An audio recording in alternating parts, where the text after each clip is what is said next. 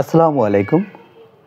প্রিয় দেশবাসী, আমি জানি কেউই ভালো নেই। সরকার দলীয় লোক ভালো নেই এবং যারা বিরোধী দল আছে তারাও ভালো নেই। আর ছাত্র সমাজ, অভিভাবক সমাজ কেউই ভালো নেই। এক কথা, আমরা জানি এখন যে সময়টা চলছে সেটা নিয়ে আমরা সবাই অনেক উদ্বিগ্ন, অনেক চিন্তিত। আমাদের সন্তানেরা আজ ঘরে নেই, তারা রাস্তায়। তারা কে কী দাবি নিয়ে এসেছে আমরা সবাই তা জানি। আমি এই ব্যাপারে কিছুই বলবো না, আমি শুধু এতটুকুই বলবো, আমরা মানুষ। আর আমি মনে করি আমাদের সবার এই একটা জিনিস, এই একটা ছোট্ট কথা যে আমরা মানুষ এবং আমাদের দল একটাই, আমাদের দলের নাম মানুষ দল।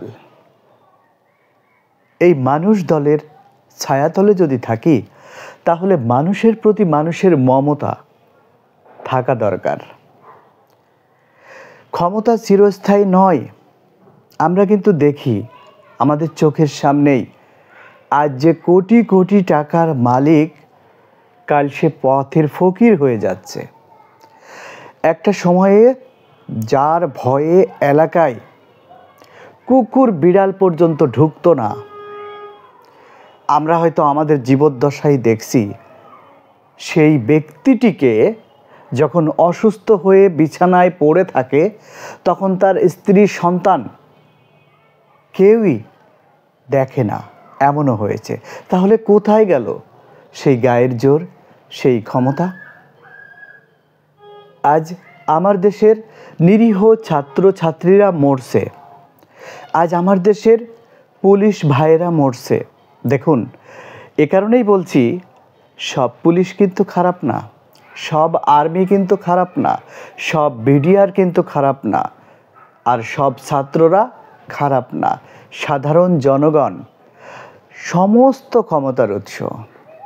তাই আমি মনে করি আমাদের এই ছোট্ট চ্যানেলের ছোট্ট একটি পরামর্শ, প্লিজ আসুন না আমরা সব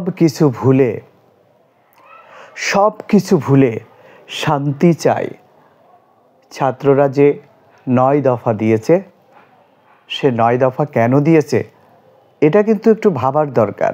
কারণ পূর্বে যা তারা চেয়েছিল সেটা যদি শান্তিপূর্ণভাবে সমাধান হতো, নিশ্চিত এই পুনরায় 9 দফাটি আসতো না।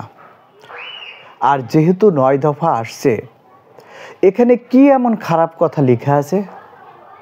ঠিক আছে, আমি যদি পরিবারের প্রধান হয়ে থাকি, হ্যাঁ আমার অনেক দোষ হবে, আমি সরি বলছি, আমি ক্ষমা চাইছি, এরকম অনেক কথা লেখা থাকে।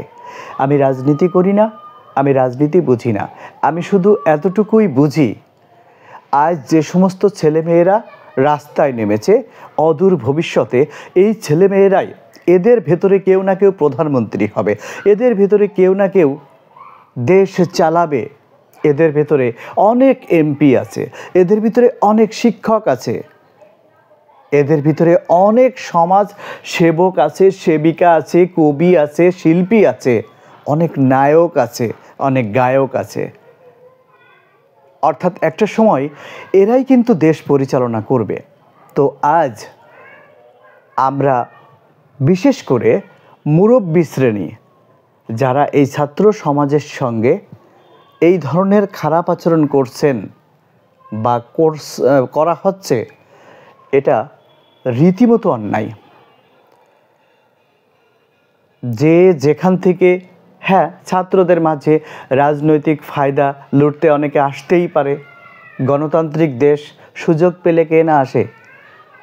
আজকের যে শাসক গোষ্ঠী সুযোগ পেলে কি তারাও আসতো না? একটা সময় আসতো। তাহলে আমি মনে করি আসুন না সব কিছু ভুলে আমাদেরই ভাই, আমাদেরই বোন, আমাদেরই সন্তানেরা যে 9টা দাবি করেছে, সেই দাবিগুলো পূরণ করতে এত বেশি সমস্যা কোথায় আপনাদের?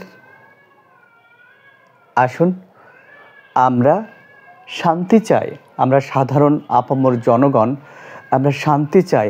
আমরা এটা আর মেনে নিতে পারছি না, আমাদের অনেক কষ্ট হচ্ছে। একদিকে আপনাদের এই সমস্ত কাজের জন্য দ্রব্যমূল্যের দাম আকাশচুম্বী, যা একজন রিক্সা চালক, একজন ভ্যান চালক, একজন দিনমজুর এর ক্রয় ক্ষমতার বাইরে।